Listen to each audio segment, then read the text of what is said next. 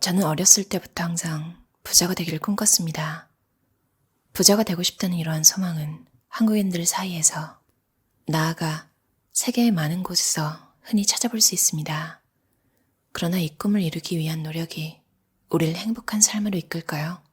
사실 행복한 삶은 사람들 대부분이 진정으로 추구하는 것이죠. 지난 수세기 동안 많은 철학자들이 이 질문을 두고 고심해왔습니다. 그들은 산업적 추론에 기초하여 엇갈린 결론을 내놓았죠.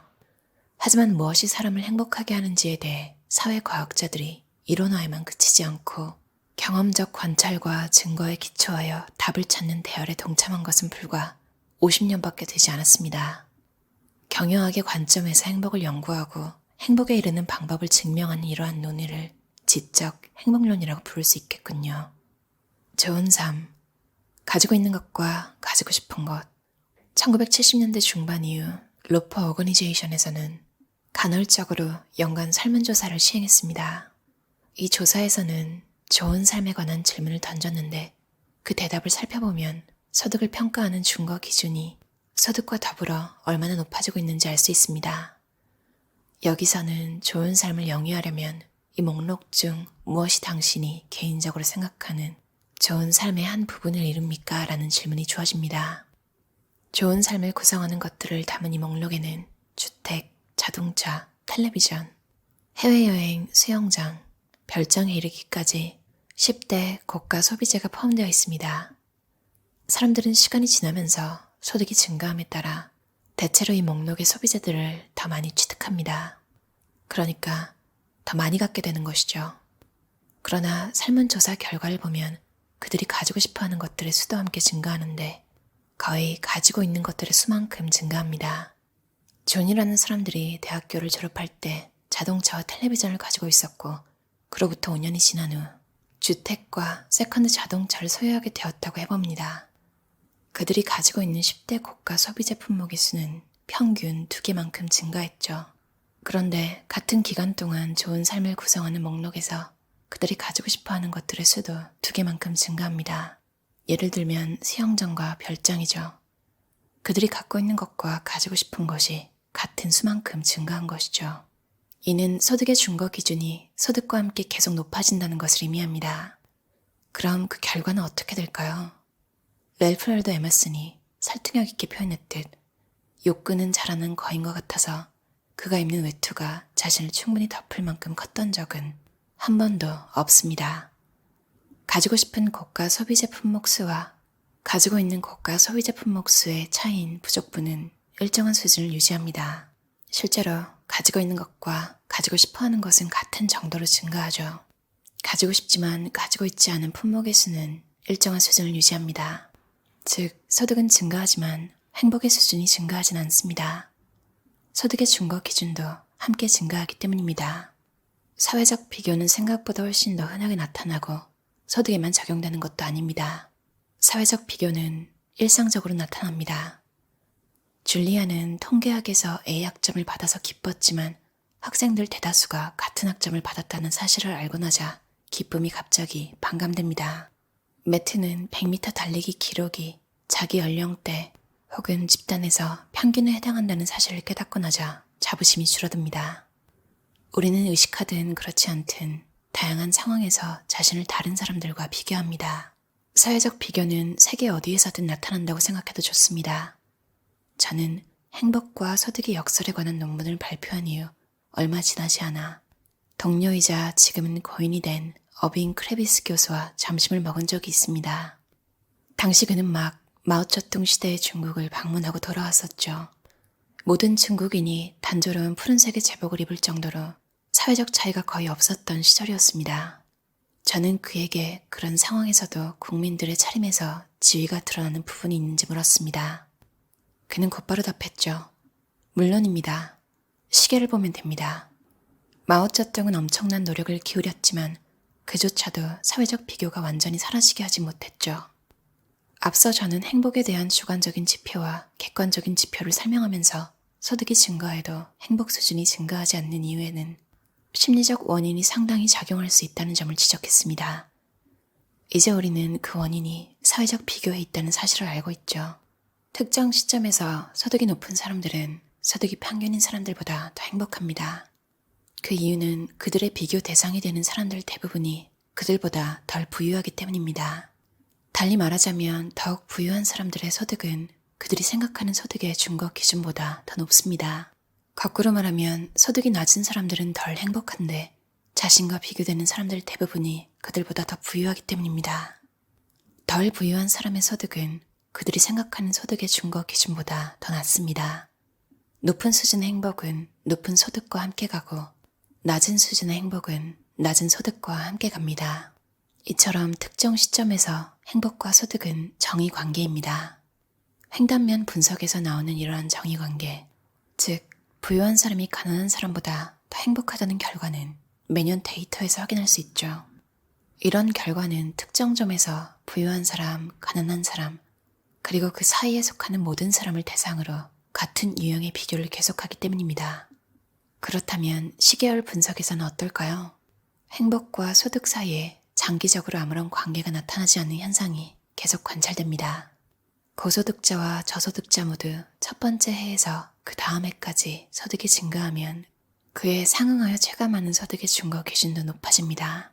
따라서 소득의 증가가 행복에 미치는 정의효과는 줄어드는 것이죠. 건강해지면 더 행복해진다. 건강의 경우 개인의 실제 건강 상태가 변화함에 따라 횡단면 데이터와 시계열 데이터에서 행복 수준이 높아지거나 낮아집니다.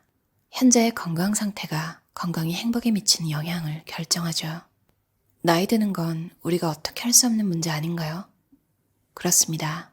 그러나 한 가지 진실은 나이가 드는 데는 시간이 걸린다는 것이죠. 따라서 이 문제는 이렇게 바라봐야 합니다. 건강과 행복의 정의관계는 말하자면 다이어트나 운동으로 건강이 좋아지면 더 많이 행복해지고 건강을 소홀히 여기면 덜 행복해진다는 겁니다. 건강과 행복이 같은 방향으로 움직이는 것은 건강을 평가하는 우리의 준거 기준이 주로 과거의 건강이 가장 좋았던 시절에 달려있고 우리가 살아가는 동안 거의 변하지 않기 때문입니다. 이와는 대조적으로 소득을 평가하는 우리의 준거 기준은 주로 다른 사람들의 현재 상황에 달려있고 이러한 기준은 경제가 성장하면서 우리의 소득이 증가함에 따라 높아집니다. 계속 웃을 수 있는 방법은 어렵지 않습니다. 산책을 시작하고 패스트푸드를 피하고 정기적으로 의사를 찾아가면 됩니다. 예전보다 더 건강해지고 행복해질 겁니다. 대체로 당신이 가지고 있는 것이 많을수록 그리고 가지고 싶어하는 것이 적을수록 행복의 수준이 높아집니다. 당신이 가지고 싶어하는 것이 변하지 않으면 당신이 가지고 있는 것이 더 많아질수록 행복 수준이 높아집니다. 그러나 당신이 가지고 있는 것이 변하지 않았는데 가지고 싶어하는 것만 많아지면 행복 수준은 낮아집니다. 당신이 가지고 싶어하는 물건의 개수와 가지고 있는 물건의 개수가 모두 똑같이 증가하면 행복 수준은 변하지 않습니다. 그다지 새로운 이야기는 아닙니다. 지금부터 250여 년 전 세뮤얼 존슨이 이렇게 말했죠. 자신이 가지고 싶어하는 것을 얼마나 가지고 있는가에 따라 부유한 사람과 가난한 사람이 결정된다. 따라서 가지고 싶어하는 것이 많아지면 가지고 있는 것이 적어질 때만큼 행복에 좋지 않은 영향을 미친다. 개인의 행복은 기본적으로 경제 상황, 가정 생활, 건강이라는 세 가지 요소에 달려 있습니다. 우리는 자신이 정말 원하는 것을 쟁취하고 불필요한 빚을 만들지 않으면 더 행복해질 수 있습니다.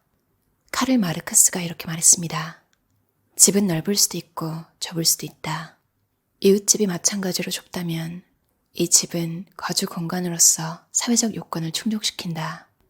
그러나 바로 옆에 넓은 궁전이 들어선다면 이 집은 오두막이 되어버린다.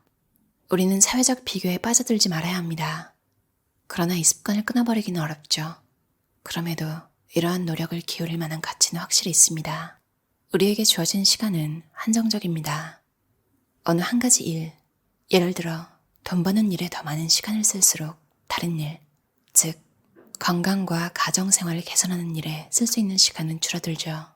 중요한 점은 물질적 생활 조건을 개선하는 데 필요한 것들은 점차 달라지는 데 비해 건강과 가정생활을 개선하는 데 필요한 것들은 상대적으로 달라지지 않는다는 겁니다. 그러니 시간을 건강이나 가정생활을 개선하는 데 쓰면 돈을 더 많이 버는 데 쓰는 것보다 행복에 더욱 지속적인 효과를 줄 것입니다. 무엇이 사람들을 행복하게 할까요? 사람들을 즐겁게 하는 것들, 가장 행복하게 하는 것들 중에는 시간은 필요한 반면 돈이 거의 혹은 전혀 필요하지 않은 것들도 많이 있어요. 실제로 사람들은 삶의 다른 목표를 희생시키고 돈을 추구하기로 선택함으로써 시간을 잘못 배분할 때가 아주 많습니다. 왜 그럴까요? 돈이 많으면 더 행복해진다는 일반적인 믿음 때문입니다. 사람들은 물질적으로 가지고 있는 것이 많을수록 갖고 싶은 것도 함께 많아진다는 사실을 깨닫지 못합니다. 가정생활과 건강을 희생시켜서 불행해지는 상황이 실제로 발생하면서 돈이 많으면 더 행복해질 것이라는 기대는 환상에 불과한 것으로 드러났습니다. 그러면 당신을 더욱 행복하게 하는 것은 무엇일까요? 가정생활과 건강을 위해 시간을 더 많이 쓰고 돈을 위해서는 시간을 덜 쓰는 것이 바로 답이라는 걸 알고 있습니다. 리처드 이스털린 저자의 지적 행복론이라는 책이었어요. 97세 경제학 교수가 물질의 시대에 던지는 질문이라는 문구가 책에 있는데 이게 많은 걸 보여주는 것 같아요. 경제학 교수라는 건 아카데믹적으로 검증이 됐다는 거고 97세라는 건 전 상상도 못하겠어요. 그때쯤 되면 정말 세상의 정답이 보일까요? 아니면 세상이 너무 빨리 변하기 때문에 나이와 상관없이 똑같이 매번 새롭게 배워야 하는 건 똑같을까요? 어떤 게 정답이 됐든 97세라는 나이가 주는 그 묵직함 그리고 든든함 이런 게 있는 것 같아요. 이 책을 보기 전까지는 임계점이라고 알려진 75,000불 그 연봉이 75,000불일 때까지 이제 행복도가 막 올라가고 그 후로는 이제 그렇게 드라마틱하게 올라가는 건 없다고 그렇게만 알고 있었는데 부자가 이렇게 되는 순간에 내가 살던 동네랑 이런 게 막 있을 거 아니에요? 내가 점점 잘 사라지고 내 주변에 있는 것들은 그대로니까 행복도가 높아지다가 이제 어느 순간 노는 물이 바뀐다고 하죠. 그렇게 되면 내가 그 집단에서는 더 꼴찌인 거예요. 더 슬픈 건 뭐냐면 이제 또 거기서 치고 올라가도 또 다른 집단이 있다는 거죠. 글로 옮기면 또 꼴찌인 거예요. 이거랑 비슷한 얘기가 생각이 나요. 롤프 더 벨리, 그러니까 스마트한 생각들이라는 베스트셀러를 쓴 저자가 한 말인데 이사를 갈 거면 내가 그 이사 갈 동네에서 살짝 잘 사는 수준 그렇게 이사를 가래요. 그게 이걸 감안한 선택이겠죠? 정말 이 소득으로 하는 싸움은 끝이 없는 것 같아요. 세상 어딘가에 나보다 항상 부전이 있을 거 아니에요. 그래서 이 책을 보고 느낀 게 투두리스트 하고 싶은 일을 너무 많이 늘리지 말자. 내가 감당할 수 있을 정도로만 적고 그걸 실행해내는 속도를 좀 더 붙여보자. 이것도 어떻게 보면 작은 습관의 힘이네요. 그러니까 내가 감당할 수 있을 만큼 목표를 정하고 그걸 계속 해내는 자기 충족감을 느끼는 거죠. 그러면서 과거의 내 건강보다 내가 조금 더 오늘 더 건강하게 사실 나이가 들면 이제 건강이 쇠퇴한다고 생각하기 쉽지만 생각보다 젊었을 때 건강관리 잘 안 해서 40, 60대 본인이 20, 30대였을 때보다 더 건강한 경우도 많더라고요. 인터넷에 기사를 본 적이 있어요. 87세부터 보디빌딩을 시작해서 이제 90대가 돼서도 계속 운동을 하고 그래서 나이가 드는 걸 즐거움으로 느끼고 있는 그런 기사였어요. 다들 돈을 많이 벌고 싶은 이유 중에 하나가 가족들이랑 행복하게 살려고 이게 많잖아요. 이 책에서 우리를 더 행복하게 하는 것은 무엇일까요? 이렇게 질문하고 가정생활과 건강을 위해 시간을 더 많이 쓰고 돈은 적당히 버는 것, 돈을 벌기 위해서 시간을 덜 쓰는 것이라고 정의를 내려줘서 맞다. 어렸을 때 왜 행복했나 이렇게 추억하면 친구들이랑 노는 시간이 절대적으로 많았어서 그런 것 같아요.